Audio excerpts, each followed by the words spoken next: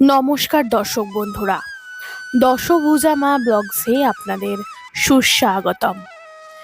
আজকে আপনাদের জন্য নিয়ে এসেছি 2026 সালের বিপত্তারিণী ব্রতের তারিখ।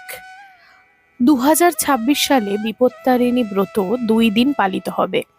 প্রথম দিন 18 জুলাই 2026 শনিবার, বাংলার পয়লা শ্রাবণ 1433 বঙ্গাব্দ। দ্বিতীয় দিন 21 জুলাই 2026 মঙ্গলবার, বাংলায় 4 শ্রাবণ 1433 বঙ্গাব্দ। এই ব্রত আষাঢ় ও শ্রাবণ মাসের রথযাত্রা ও উল্টো রথের মাঝের শনিবার ও মঙ্গলবার পালন করা হয়। ব্রতের বিশেষ নিয়মাবলী।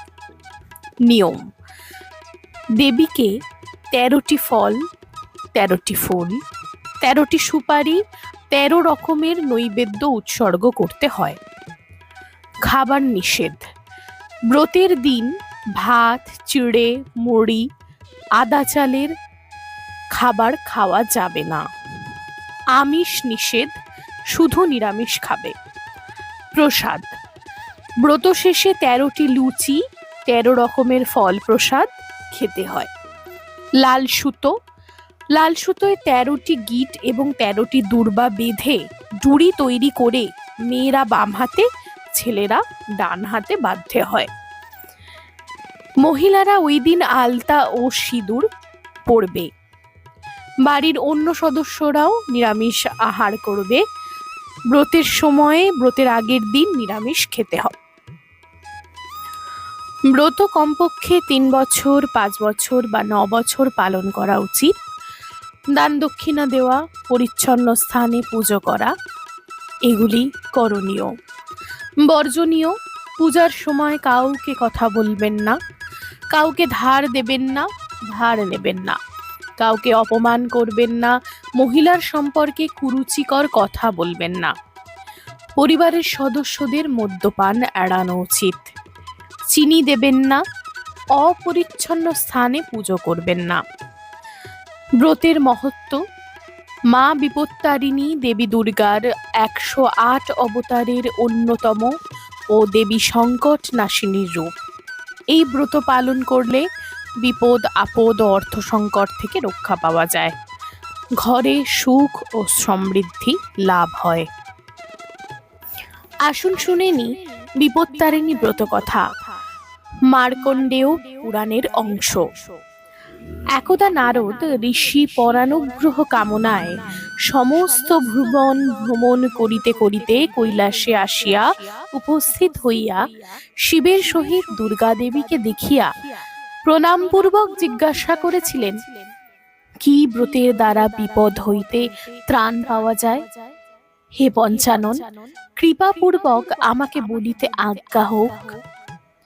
মহাদেব বলিলেন, বিপত্তারিণী দুর্গার ব্রত যে সকল স্ত্রীলোক করেন, তাহারা নিশ্চয়ই অতি শীঘ্র বিপদ হইতে ত্রাণ পাইবেন।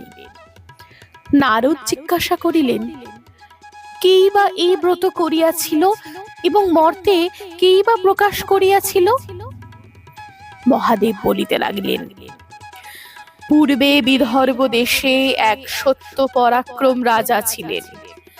তাহার পত্নী ও সর্বপ্রাণী হিতে রতা ও অত্যন্ত গুণবতী ছিলেন। একদা বনে এক চর্মকার পত্নীর সহিত তাহার নির্জনে বন্ধুত্ব হয়। রাজপত্নী তাহাকে নানাবিধ দ্রব্য এবং চর্মকার পত্নী নানাবিধ ফল পরস্পর আদান প্রদান করিল। একদিন যখন চর্মকার পত্নী রাজবাটিতে উপস্থিত হইল, উভয় সখীতে পরস্পর কথাবার্তা হইতে লাগিল। এমন সময় রাজপত্নী বলিলেন, ভাই, আমি কখনো গোমাংস দেখি নাই, তাহা কিরূপ তুমি গোপনে উহা আমার বাটিতে আনায়ন করতে পারবে?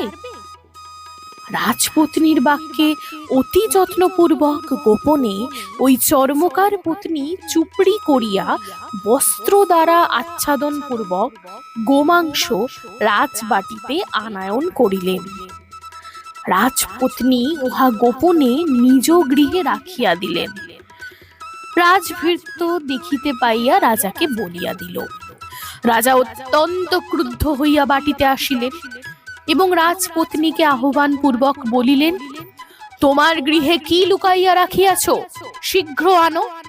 কি রাখিয়াছ তাহা যদি সত্য না বলো, তাহা হইলে অদ্যই তোমার যম ভবনে পাঠাইব। রাগী অত্যন্ত ভীতা হইয়া বলিতে লাগলেন, রাজন, আমার গৃহে নানাবিধ ফুল পুষ্পাদি রহিয়াছে, ইহা ব্যতীত আর কিছুই নাই। এই কথা বলিয়া মনে মনে দুর্গা দেবীর স্তব করিতে আরম্ভ করিলেন।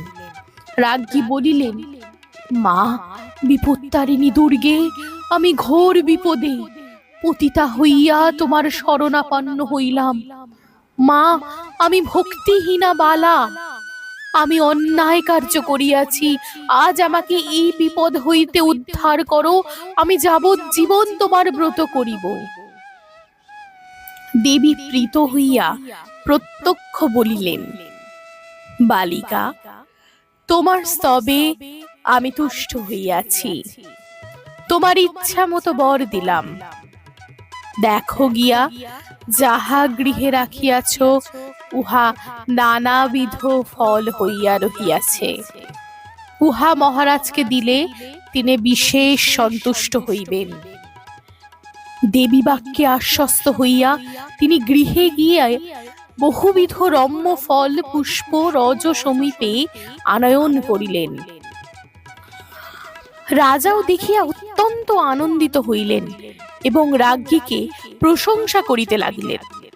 এই রূপে সেই রাজ্ঞী উক্ত ব্রত করিয়া ইহলোকে নানা সুখ সম্ভোগ করিয়া অন্তে স্বর্গে গমন করিয়াছিলেন। নারদ বলিলেন, হে শঙ্কর, ইহার বিধান কি, বলিতে আজ্ঞা হোক। মহাদেব বলিলেন, সমাহিত হইয়া শ্রবণ করো, ইহার বিধান বলিতেছি। আষাঢ় মাসের শুক্ল পক্ষে দ্বিতীয়ার পর দশমী মধ্যে শনি ভৌম দিনে এই ব্রত করিতে হয়। ব্রতের পূর্ব দিনে হবিষ্য করিয়া পরদিন ঘট পাতিয়া তাহাতে আম্র শাখা ও নানাবিধ ফল দিয়া নৈবেদ্য দ্বারা দেবী দুর্গার পূজা করিতে হয়। ত্রয়োদশ সংখ্যক ফুল এবং পুষ্প এবং পিষ্টক দিতে হয়। ব্রতির জন্য 13টি ফল কাটিয়া 2 ভাগ করিয়া দিবে ও পান সুপারি দিবে। 1 ভাগ ব্রাহ্মণকে দিবে আর 1 ভাগ ব্রতী পাইবে। 1টি ভোজ্য উপদিত সহিত দান করিবে এবং কস্মাস্তে ব্রাহ্মণকে দক্ষিণা দিয়া 13 গ্রন্থিযুক্ত রক্তডোর নারী বাম হস্তে ও পুরুষ দক্ষিণ হস্তে ধারণ করিবে।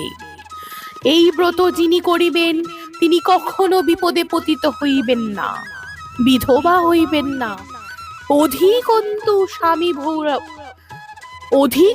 স্বামী সৌভাগ্য লাভ করিয়া পুত্র পৌত্র সমাযুক্ত হইয়া ইহলোকে নানা সুখ ভোগ করিয়া স্বর্গে গমন করিবেন।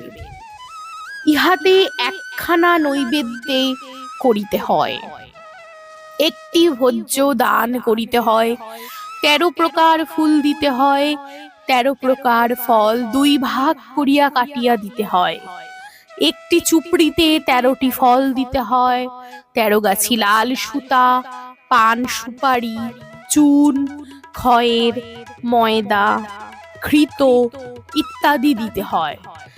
ব্রতীর আহারের জন্য লুচি ভাজিয়া দেওয়া ব্যবহার আছে।